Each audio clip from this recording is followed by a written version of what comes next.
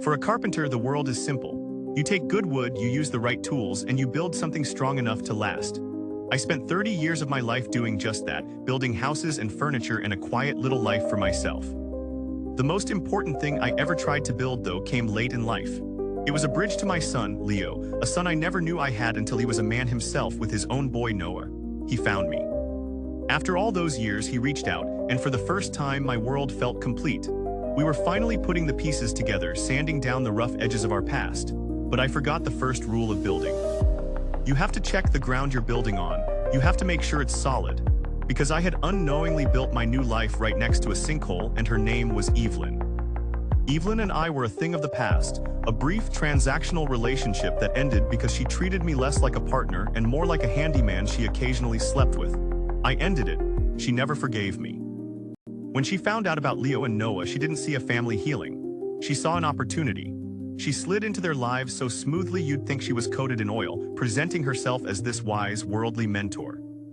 She was the cool aunt to Noah, the supportive confidant to Leo, who was still navigating what it meant to have me in his life.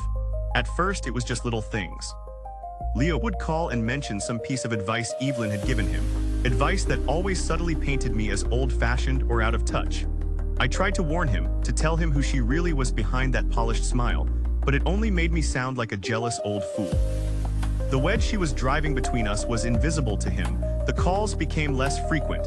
Our planned weekends were canceled with vague excuses.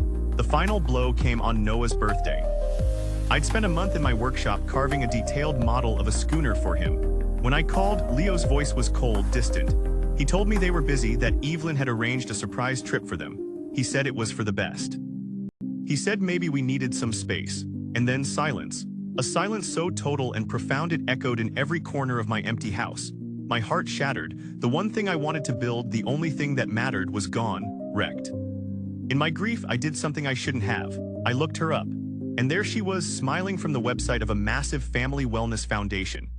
Evelyn, the woman who tore my family apart, was about to receive the Pillar of the Community award for her supposed work in strengthening family bonds.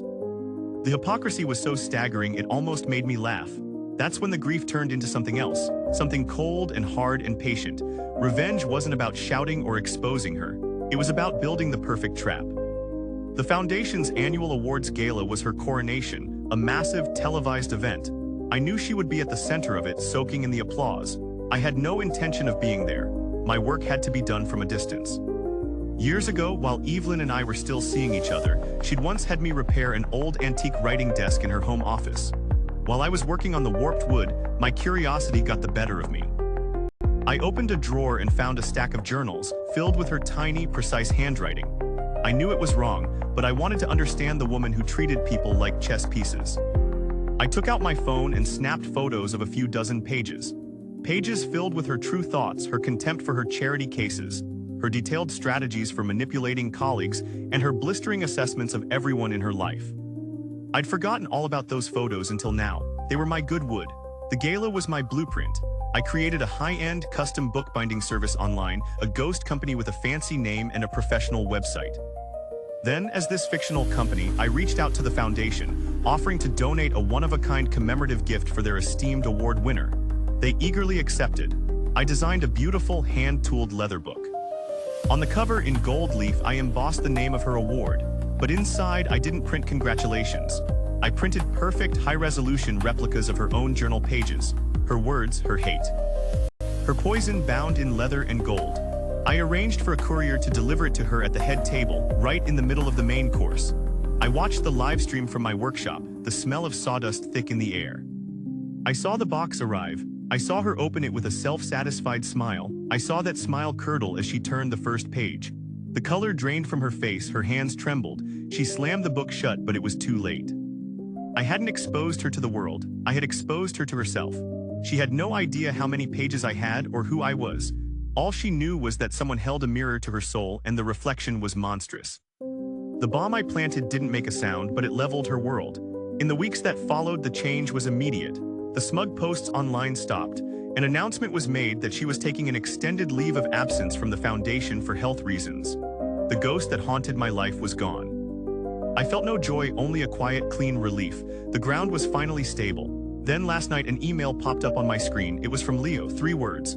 Dad, can we talk? It's not forgiveness, it's not a reunion.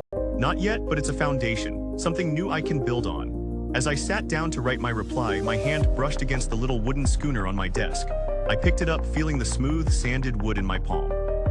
The truth is, I only ever had about 20 pages from her journals. Just a handful of damning thoughts from a woman too arrogant to hide them well. But Evelyn doesn't know that. In her mind, I have everything. She'll spend the rest of her life in a prison I built for her, terrified of a ghost I created from a few old photographs. And for the first time in a very long time, I smiled as I started to type.